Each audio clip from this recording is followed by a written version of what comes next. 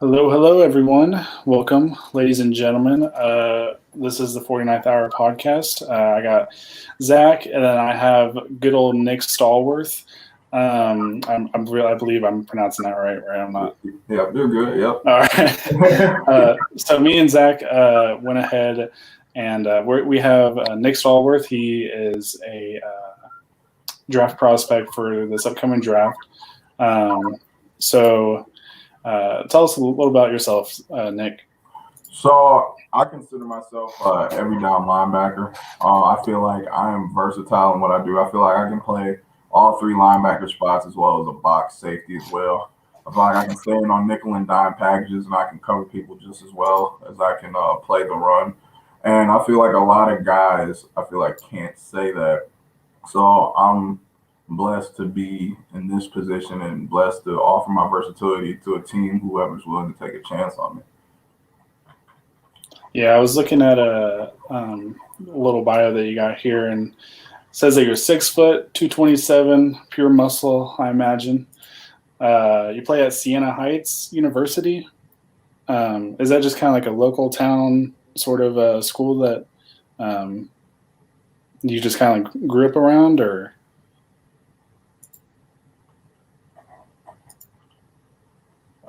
Hello? Hello? We lose you? Yeah, like froze and then it went away for a second. Is Siena Heights, is that kind of like a local town that you kind of grew up around, or? So I go to school 2 hours away from where I live. So I actually grew up in Pontiac, Michigan, but I grew up there for the early part of my life, and then I reside in Clarkston, Michigan, and grew up there as well. So I kind of claim both hometowns, but I went to school 2 hours away from where I grew up, so it wouldn't be too close to where my parents could would like bug me like right next to me, but it wasn't like too far away to where like I can get to them and they can get to me kind of deal. Right. So, and then coming out of high school, I mean that was my only offer next to the preferred walk-ons I had to the University of Toledo and Central Michigan University. And the recruiting process for me, it was one of those things where I had looks from major Division I schools, like schools out of the American Conference, some Big Ten, but mostly MAC schools. And they were saying, man, we love your skill set. We love what you have to offer, but you're just an inch too short for us. But we love this, and this about you. And it was one of those deals where I'm like, wow, like one of those things where like, okay, I'll show you guys one day once I get the opportunity. And I remember I played down in a Blue-Gray All-American Bowl down in Texas at AT&T Stadium, and we were playing against like some of the top talent.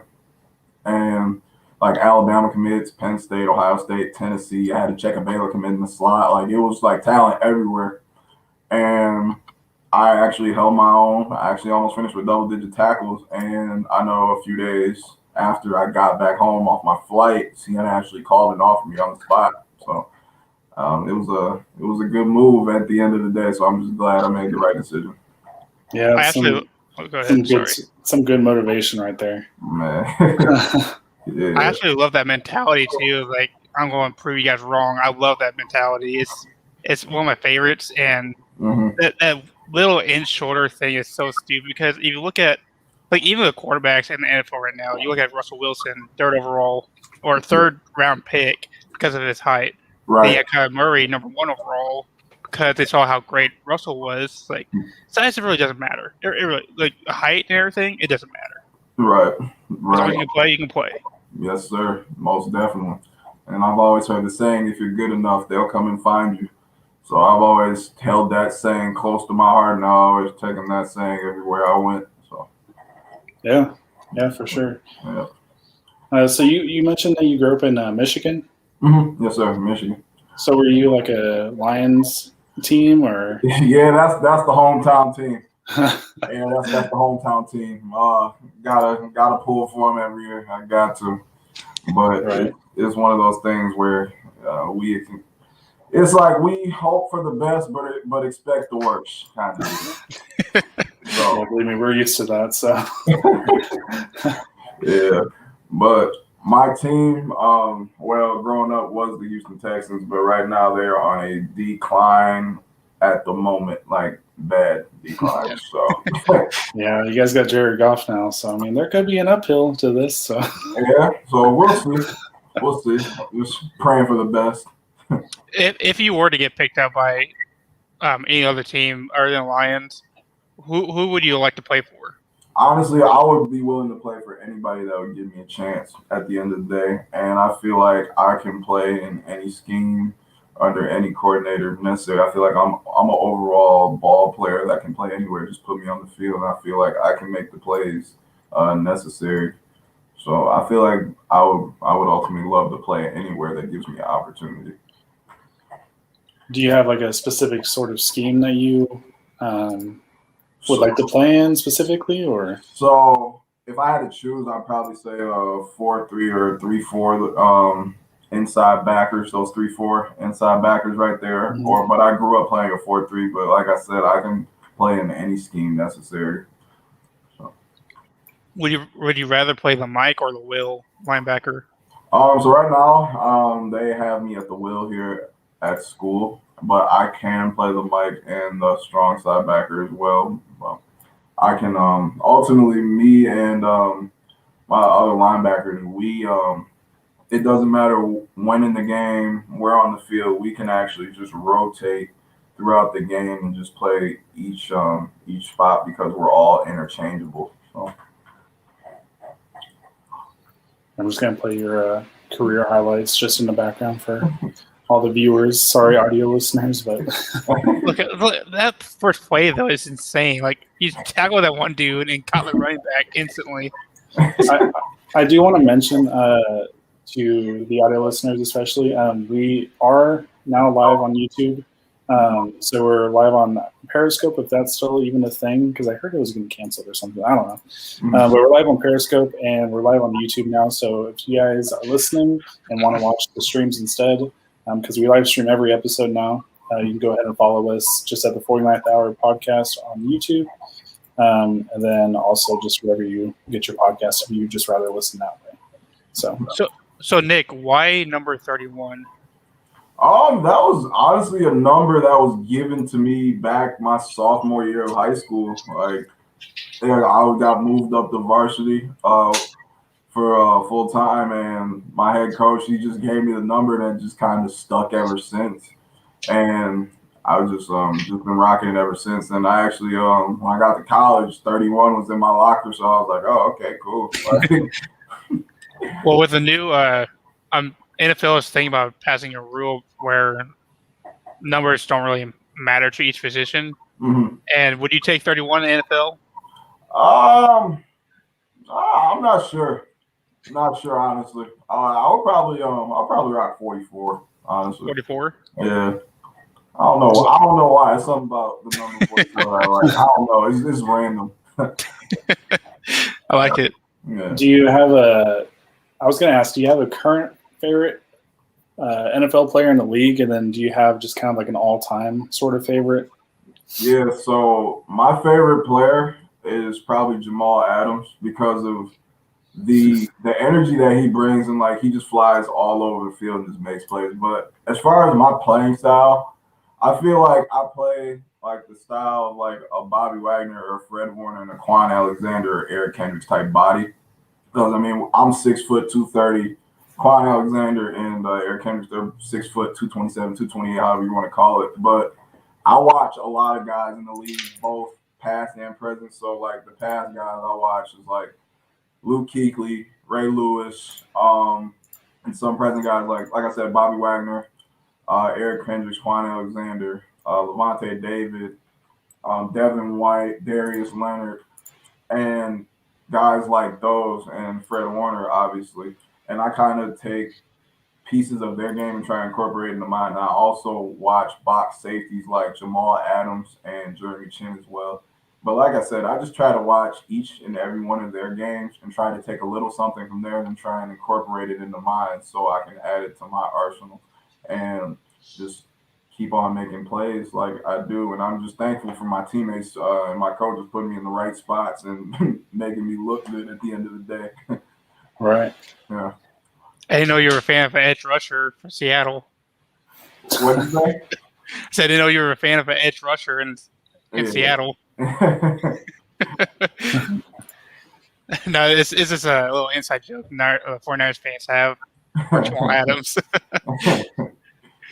Yeah. So, what ultimately got you into football? Is it just something you kind of just picked up, or something you started young, or? So it was something that I started young, and my dad, he actually played ball at the college level. So it was one of those things where I just like always had a football in my hand at a young age, and the transition was just easy. He taught me everything as far as the fundamentals when I was younger, and I just kind of just progressed throughout the years. So I just kind of just, like I said, just grew up with a ball in my hand, and it was like easy to gravitate toward the sport after that. So What position did you play? Your dad? in high school, he played tailback and linebacker, and then in college, he played defensive back. I was reading up on you, and I noticed that you played a running back and linebacker in high school. Mm-hmm. Yeah, I played. Yep. Yes, sir. Was that just kind of like a what's the word? Was that just kind of like influenced by your dad, or did you just kind of pick up the running back position, just kind of went where coach told you to go? I just kind of I've always like loved just like scoring touchdowns. Like when I was younger, like especially playing flag football, I would always get the rock in my hands and just always score. So like when the transition to tackle football, I mean, it was natural for me to go to the running back spot. And since then, like I stopped playing running back my sophomore year of high school. So it was one of those positions where I just played it naturally throughout my whole life. So yeah. As I'm watching your film on here, and I watched it several times before this interview, and the one thing that really strikes me the most is your instincts for knowing where the ball is going to go. You just have that mentality, like I know where this ball is going to go before the play even starts. Like, how do you know? It's one of those things where you studying tape. Like I feel like I'm a film junkie, and I feel like I constantly watch tape. Like constantly. I feel like when I watch tape, I pick up tendencies on the lineman. I watch it again and watch back sets, and then I watch it one more time and see what route concepts the receivers like to do. What plays does the coordinator like to run on a certain part of the field? Like I take all that into account and I just break it down. And I feel like staying ahead of your opponent is 90% of what you need to do, and the other 10% is physical. So I feel like if you know what your opponent's going to do before they even do it, I mean, it just makes playing fast a whole lot easier. So, if your coach gave you like a play and you knew that the opponent's going to do something else, would you react on your own accord, or do you still follow what the coaches tell you? So it's one of those things where you gotta stay disciplined to your assignment, but at the end of the day, it's see ball, get ball. So like it's kind of a best of both worlds, a mix in between. So like I said, just stay disciplined to your assignment, but in the same token, if you see the ball, go get it, kind of deal. Jeez, man, you're just so fast. What do you prefer doing just out on the field? Do you prefer covering, or do you prefer like blitzing, or? So if I had to choose, I'd probably say covering people. I feel like I have a natural knack to cover people. I feel like I can cover people either man or zone, and I feel like I can do that exceptionally well. But don't get me wrong, like I love to stick my nose in the pile and hit people. Like that's one thing that I absolutely love. But I feel like if I had to choose, I feel like covering people would be the best attribute that I have to offer. And I feel like that's why I can stand on like nickel and dime packages on third downs and be an every down backer. If you do go in the NFL, and we really hope you do, what player would you like to cover the most? Oh, if I had to choose, let's say top three players. Top three. If I had to choose, I want to guard. Is this back, slots, receivers, or just like anybody? Probably covering, so probably slots and tight ends. So if I had to choose a slot, well, I would say Edelman, but Edelman's retired now. But I'd probably say Edelman if he was still playing, obviously. Um, I kind of want to guard Zach Ertz. Zach Ertz in the slot because he's a mismatch problem and he always gets open, and I want to guard Kelsey. I knew Kelsey's gonna be on the list. Second best tight end in the league. Yeah, those would be the three for sure. That's a really good list too. Edelman's always open, no matter where he is in the slot. Oh yeah, it's insane. We're talking about like go-to sort of guys, even. Because Zach Ertz was like the only healthy receiver the Eagles ever really had. Right. So he was always their go-to guy, and Kelsey, he gets easily 15 targets a game and that sort of deal. So. And I saw Levante David lock him down in the Super Bowl because I was watching him and Devin White, and I was just like, wow, like he was playing excellent coverage the whole day. Yeah. Yeah. So it's just one of those things where like I would just want to. It's one of those things like I'm just naturally competitive, and I want to take the best guy, your top target on the field, who's in the slot or who motions into the slot, and I feel like I can cover him either man or zone. Right. So was football your only sport growing up, or did you get into like baseball or? Yeah, so I played football, basketball, and baseball growing up, and I feel like if I didn't play college football, I was definitely going to play college baseball, and I feel like that was what I was going to pursue if I didn't choose football. So it was one of those things where you get to a certain age, like, and you start to realize, okay, like I can't do all three anymore because you have to go to camps now, and you have to, right. you have to get noticed by these scouts and these recruiters. So it was one of those things where I was like, okay, which one do I love the most? Because at the end of the day, I felt like baseball was my best sport or was going to be my best sport, but I didn't love it as much as I did football. So I just ended up choosing the one that I loved the most, and football was it for me. So what position did you play in baseball? So I played third, left, and center. Wow. Yes, sir. Yeah, I miss playing, but it's all good though. I played for 7 years when I was younger. Oh, really?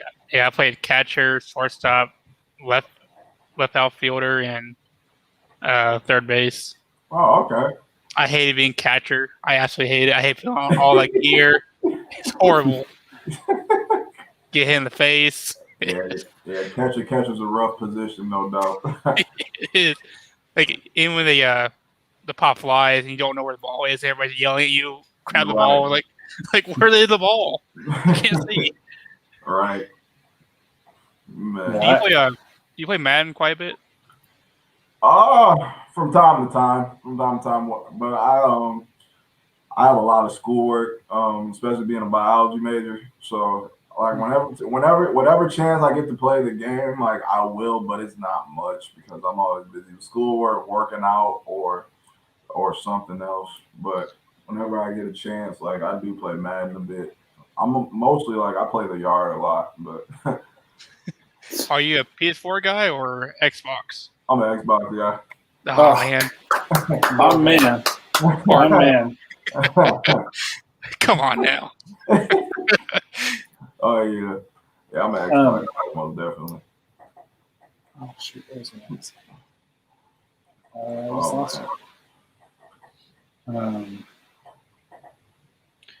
Who's your all-time favorite player? My all-time favorite? Yeah, all-time. Probably Ray. Probably Ray Lewis. Ray Lewis or Brian Dawkins, one of the two. And I feel like just the energy they played with and the reckless abandon and the fear they put into people is what I strive to be when I deliver a blow to somebody or when I step in between the white line is what I try to emulate as far as putting the fear into somebody and just letting them know like, hey, like I'm gonna be here all day for 60 minutes, so get ready, kind of deal. Brian Dawkins is such a fantastic safety, man. man, he was fast. He was quick. Those hits. Man, you can actually feel them from the TV. Watching him. Yeah, he was. It was a blessing to watch him for sure, most definitely. I mean, growing up, just watching him just absolutely crush guys coming across the middle. I mean, as a receiver, you see the guy in the back with the dark visor, you better have your head on the swivel because he was coming. Was there ever like a specific play or like moment in the game that you will like always remember? Yeah, so we went down to St. Francis, Indiana, and this is when they were coming back off back-to-back national championships. And my sophomore year, they forced OT with a game-winning drive to force it into OT, and then they ended up winning in OT after we were pretty much beating them the whole game up until that point. We ended up losing. So my junior year, we came back, played them at their place, and I was watching tape the whole week, and I was looking at the quarterback. I'm like, his first throw, he throws an out route all the time. Like his first throw, whether it's 5 yards, 10 yards, a comeback, a swing to the back, it didn't matter. So we called our base coverage, and I would told myself, I'm like, I'm gonna jump this two receiver if he runs an out, which I knew he was gonna run an out. So I jumped the route, made it pick the first play, and the momentum instantly shifted. And I think we actually finished with like 4 turnovers that day, and we ended up winning like 28-14. And they were ranked like 9th in the country at the time, and I think we were ranked like 18th. So it was a big one for sure. And that was one game I'll remember the rest of my life for sure, most definitely. Has there ever been like a big injury or like something you've like really had to overcome during your football career? I think the closest thing would probably be, in high school. I feel like I think I had like a pinched nerve near my vertebrae. That was the big thing. But I was only out for like maybe 4 days. That was it, really. So, I'm blessed to have no injuries, really. Right. Yeah. What round do you think you would go in the draft? Personally, so I feel like if I had to choose, because I'm a small school product, I feel like maybe between 5th round or 7th, probably. But I feel like it's a blessing to just get drafted, like overall, especially being a small school guy, because it's a lot of small school guys that go undrafted free agent and don't have the opportunity to get drafted. So if I had a chance to get drafted anywhere, I wouldn't even care if it was the last pick. It would be a blessing. But there's plenty of undrafted free agents that do prove that, hey, I'm a starter, and they become superstars. Right. There's plenty of them out there. I mean, you can just say Tom Brady, honestly. Literally. Antonio Brown. I mean, he was the 6th rounder. Right. There's like most of the Niners roster was undrafted for a while. Right. So I mean, there's plenty of players out there that do prove their worth, and they're making millions now. Like if you watch Kendrick Bourne, I know he's another Niner example, but he just got paid pretty good too this year. Right. And you just work hard, and you never know. Yeah, this is one of those things where my whole life I've been underrated and overlooked because of my height, and this is one of those things where I just told myself, like, got to keep my head down, got to keep God first, and everything else will fall into place. So this is one of those things where I just let the tape speak for itself, and I just let my work behind the scenes. It'll come to light on game days. So I just kind of stick to that motto, and just been blessed to be in this position. Yeah, most definitely. Right. Were there? Oh, go ahead. I was going to ask. I know this is not football related, but so I noticed in the NFL draft diamonds, they asked you what's your favorite comfort food, and you said breakfast. So I have to ask: pancakes, waffles, or French toast? French toast. Oh, thank you. I was gonna say this can go one of two ways right now. Like, if you pancakes, man, this is gonna be a weird interview. In the in the 49er like Twitter world, I guess you can call it, Zach is like notorious for having terrible food takes. So not saying French toast is terrible, because I mean that's most definitely my favorite. I've noticed that the food take guy on Twitter. So yeah. I mean, if you see my stuff, yeah, it's pretty horrendous. I mean, there's some great stuff on there. Oh man, that's funny. Like, okay, so what's your favorite food? Let's just straight up. Favorite food other than breakfast food is probably